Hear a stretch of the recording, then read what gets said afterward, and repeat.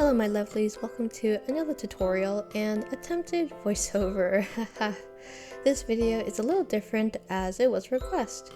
If you have any requests for other video ideas, please let me know down in the comment section below or on MSP if you have me added. Because I'm kind of really bad at coming up with ideas if you couldn't tell. But without further ado, let's get the video started. Alright, first things first, you're going to need a PNG of your avatar. First method is through art books, which is what I use the most. Here is a bit more tedious as you do need to crop out and take mind that if you have see-through things like on my avatar, you're going to need to change the background to match. Make sure you have your background planned. Here you can go to my Pinterest, go to these two boards and find a background you would like. Here I'm just doing a simple pink one and I have tons that you can switch through. I found one here that I really like. I'm probably gonna recreate it. I'm not gonna take it, but it's for inspo, you know? Once you've chosen the background you wanted, you want to go back to MSP and choose a pose or animation for your avatar. You want to enlarge it so that it doesn't get too pixelated after you edit it.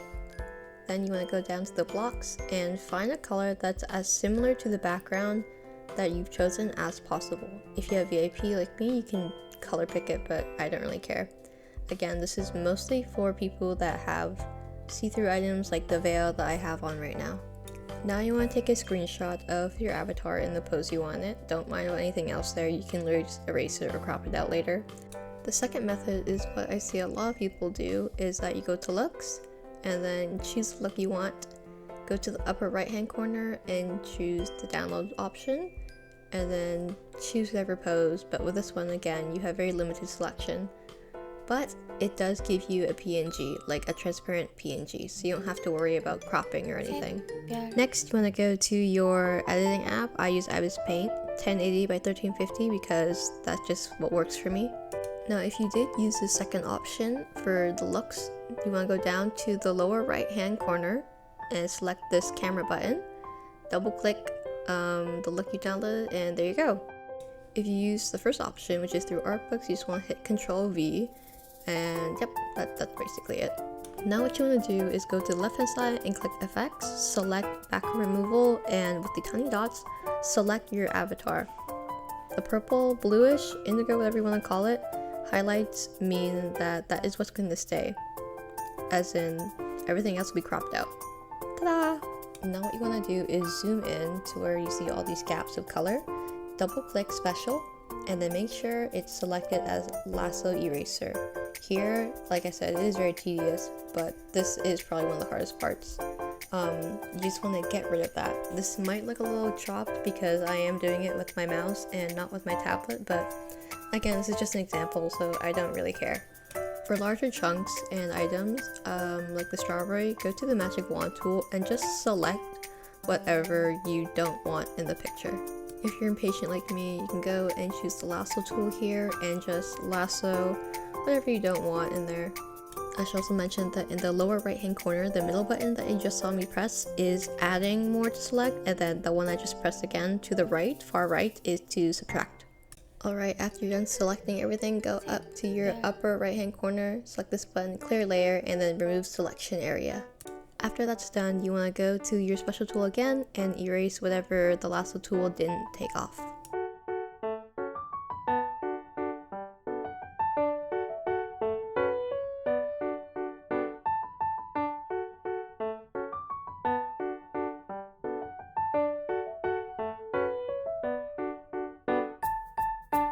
To fix any gaps like you see here in the knee, all you have to do is double click the special tool, lasso fill, and then eyedrop tool to the color that you want. It's basically the same thing as lasso eraser, just reverse.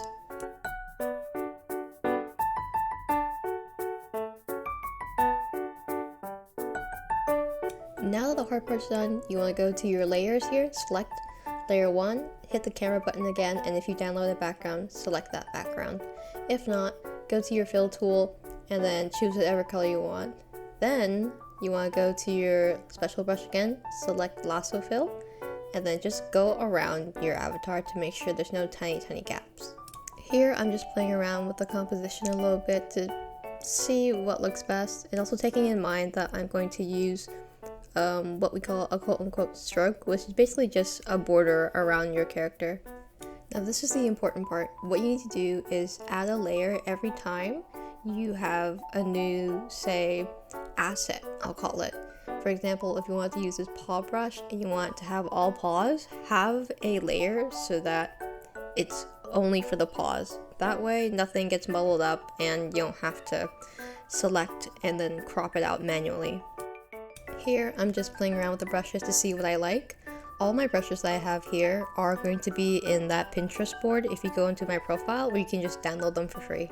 By the way, I didn't make these brushes, but if you don't like the brushes that I have, you can go to the brush setting here, click online, and here is where you can search up all different kinds of brushes uploaded by users, so you don't have to worry about it being unsafe or getting viruses or anything. Make sure to make the most use of you can of your Pinterest, like even something as simple as like a polka dot decal. I really like using them so that I don't have to manually draw it each and every time, because to be honest, I don't think any of us wants that. So from here on, I'm going to leave it as a time lapse, but some things I will note is that to have like kind of a cohesive look, I'd say color pick the colors that you have on your avatar and then make sure that you incorporate that evenly. For example, on my avatar, the main colors are pink, black, white. Those are the three main colors. And then to kind of soften it, I did maybe like a brown. But the general rule of thumb I think I learned from other artists is that you want to have the 60, 30, and then 10% rule. So I had 6% pink and then 30% either brown or black, and then 10% white. That keeps it nice and not too much. But then again, if you do want to have like 5 or more colors, then go ahead. I'm not here to stop you. This is just how I do it. Another great thing to use is Ibispaintx's wide range of effects and filters here. You can see in the sped up sort of video that I make a lot of use of the gaoshun blur tool. This is so that nothing gets too intense. You don't want your eyes to focus on like every little thing. You want your eyes to focus mainly on the avatar so that everything else is sort of soft and, you know, kind of like in the background, sort of like lens blur, where your lens focuses on the main pictures. For example, a selfie. That's how I look at it.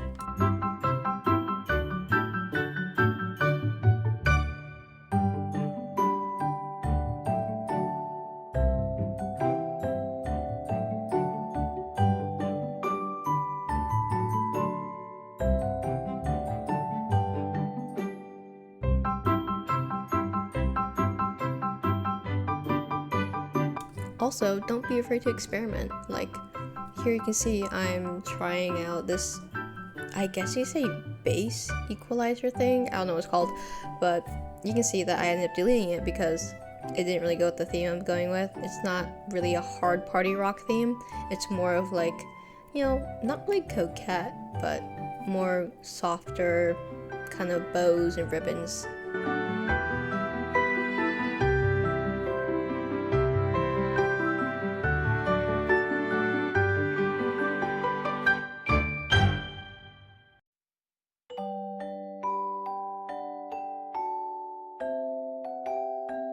Something that I tend to do a lot while doing all these edits is that I add way too many glitter sparkles and stuff.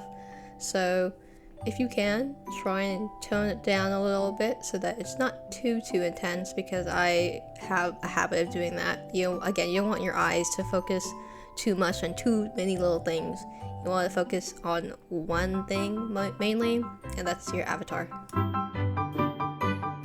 On the topic of focusing on your avatar, here you can see I'm adding a sort of border or quote-unquote stroke layer, which really helps make things pop. Without it, my avatar kind of blurs in with the background because my hair is so pink and my skin tone is very pale, almost the same kind of shade as the pink. Whether if I add this black border or like gray border, whatever you want to call it, it really helps separate that.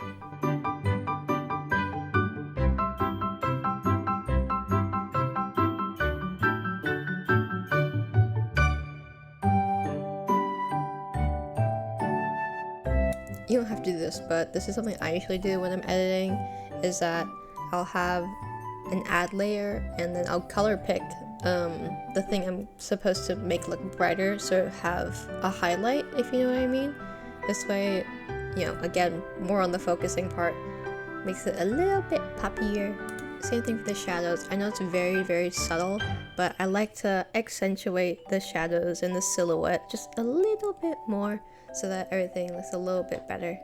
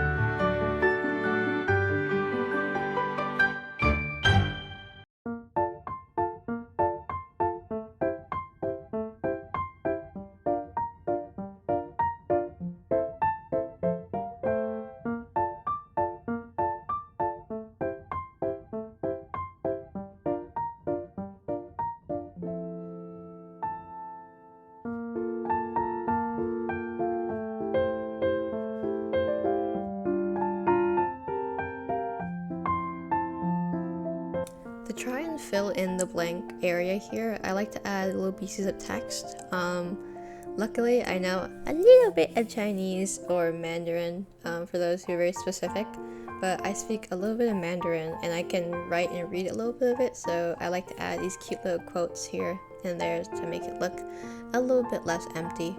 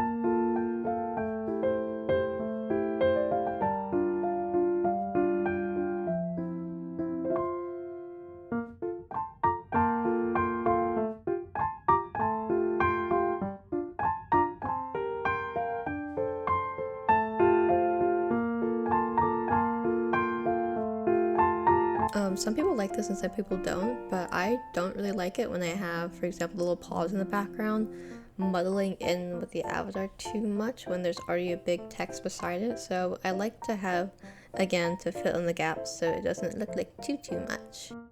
Back to Pinterest, I also like adding these, I guess you could say, stickers. It's so that, you know, again, fills in the blanks, make sure it's not too much, but then also doesn't take away from the fact that the avatar is the main source of focus, question mark? I'm sorry, I'm not very good with words, but if you understand what I mean.